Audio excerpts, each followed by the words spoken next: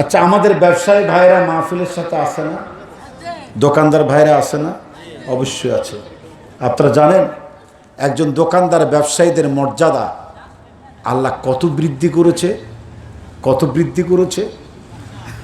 ব্যবসায়ী ভাইদের উদ্দেশ্যে আমার নবী বলেন, আল কাসিবু হাবিবুল্লাহ, শ্রমিক মেহনতি মানুষ সে হচ্ছে আল্লাহর বন্ধু। জোরেকন কার বন্ধু?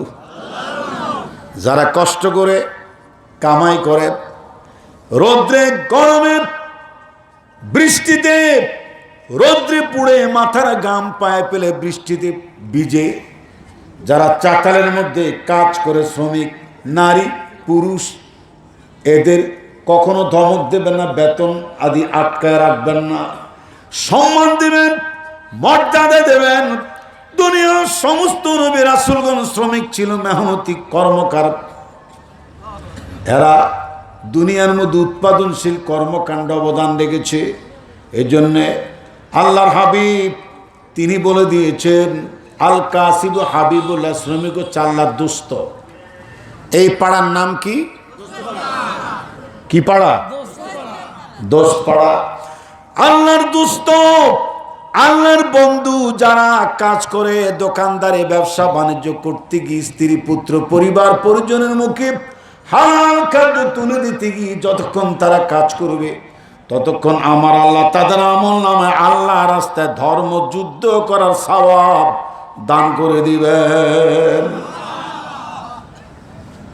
যারা দোকানদার এদের প্রতি লক্ষ্য রাখবেন, তাদের কাছ থেকে বাকি খাইয়া টাকা বেশি ঘুরাবেন না, দিয়া দিবেন।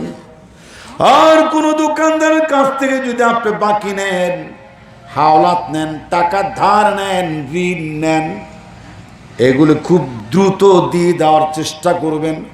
যদি কোনো ঋণদার ব্যক্তি, হাওলাতকারী টাকা পয়সা দিতে দেরি হয়, আপনি যদি তাকে স্বেচ্ছায় বলেন, তুমি আমার কাছ থেকে এই সদাইপত্র নিয়েছো, যাও যাও, চিন্তা নাই, আমি তোমাকে আর একটু সময় বেড়ে দিলাম, তুমি সময়মতো আমার টাকা দিও, আরো 15 দিন 20 দিন 1 মাস সময় বাড়াই দিলাম।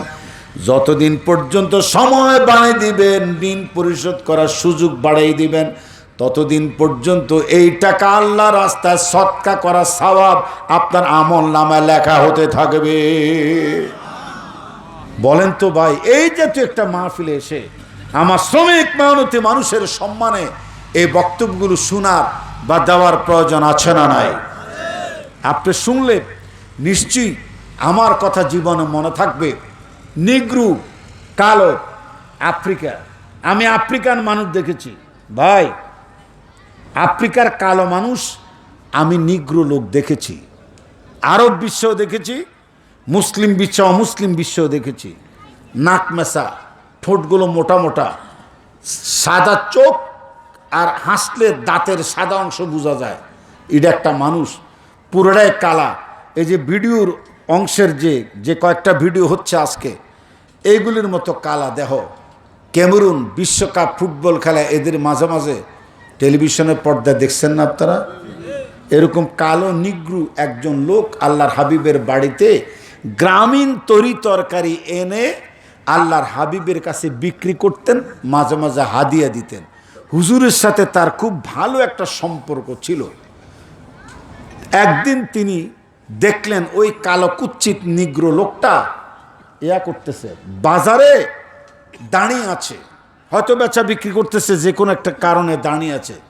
নবীজি আস্তে আস্তে গিয়া ওই কালো কুচ্ছিত হকার, ফেরিওয়ালা আছে না, হকারি করে যে বাজারে, কথা কয় না রে, আছে এরকম ফেরিওয়ালা হকার আর কি, আপনারা আছেন তো নাকি? হকার, নবীজি পেছনে গিয়ে ওই হকার ব্যক্তির চোখ দুটা চেপে ধরেছে। না, এত করুণ কণ্ঠে কইলে হবে না, তাজা কণ্ঠে কোন সুবহানাল্লাহ। ওই কালো নিগ্রু লোকটির পেছনে নবীজি যখন হাত দিয়ে তার চোখটা চেপে ধরলেন, আপনি আমারে বলেন, সে কালো নিগ্রু লোকটা তো মনে করবে তার মতো আরেকজন কালাইয়া হয়তো তার চোখ ধরছে, কথা ঠিক কেন? চোখ ধরে টানে আর কয়, আমার চোখ ছাড়ো চোখ, কষ্ট পাচ্ছি কিন্তু আমি কিন্তু সিনা লাইছি, আসলে সিনে নাই। এরকম মাঝে মাঝে ভঙ্গি টঙ্গি আমরাও করি কি করি না? আসলে তো কে ধরেছে? ও তো চোখ ধরছে যিনি, হ্যাঁ বুঝছে তার মতো কেউ হবে, কিন্তু আসলে ধরেছে কে? মোহাম্মদ রাসূলুল্লাহ। কত মহব্বত ভালোবাসা হলে মনে কর আলমাসের সাথে আমার যে সম্পর্ক, ওরে যদি আমি কুষ্টিয়া নামছি, জাহাঙ্গীর হোটেল আছে না, কথা কয় না রে, অথবা বটতলে দেখলাম, আমি আস্তে করে যা চোখ চেপে ধরলে কেয়ামত ৩৬,০০০ বার হইল, এদিকে আমারে চিনবো? হ্যাঁ, চিনবে না। যে এরকম আর কি মনে করবে যে বটতল খাজানগরের কেউ না কেউ হয়তো ধরছে তার চোখ। সেই লোকটা বলছে যে এই চোখকে ধরছো, ছাড়ো কিন্তু কই দিছি। এমন সময় আল্লাহর হাবিব তার জবান দিয়ে একটা আওয়াজ করলেন, বাজারবাসীকে লক্ষ্য করে বললেন, হে বাজারবাসী, কে আছো এমন? এই মানুষটার আমি বিক্রি করব, কেউ কি তারে কিনবা নাকি বলো? ওই কালো নিগ্রু মানুষটা তখন বুঝা ফালাইছে তার মতো কোনো কালো লোক ধরে নাই, তামাম পৃথিবীর সারা মানুষটা যেন তার পেছনে সে চোখ চেপে ধরেছে।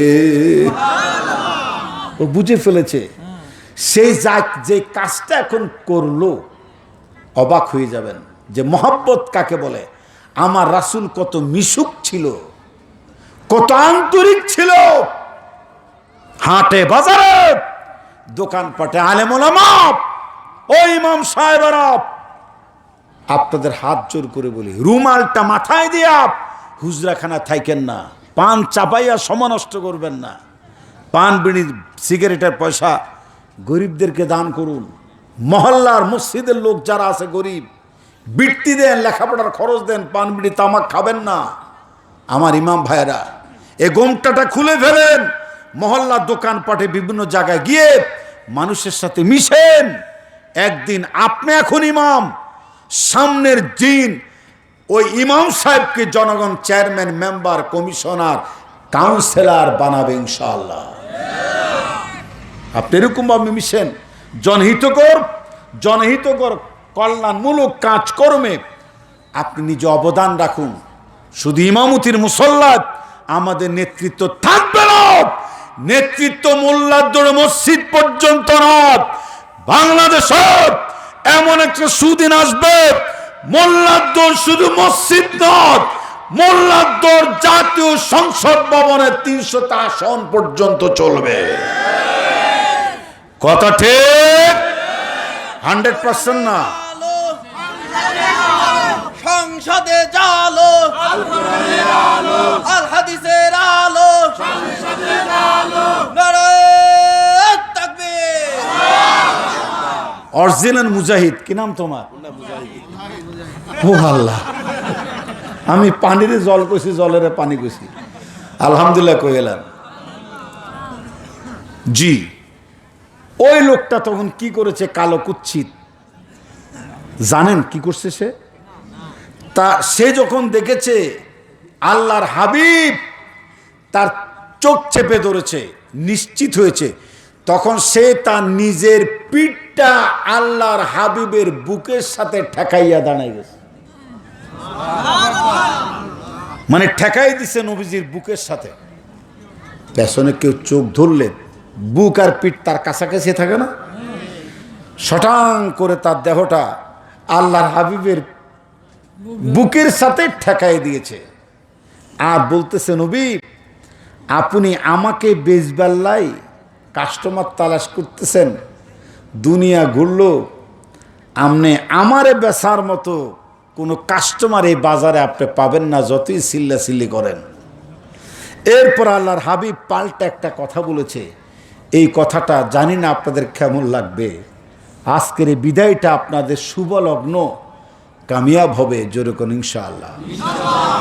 আমার নবী বলেন, কেন কাস্টমার পাব না?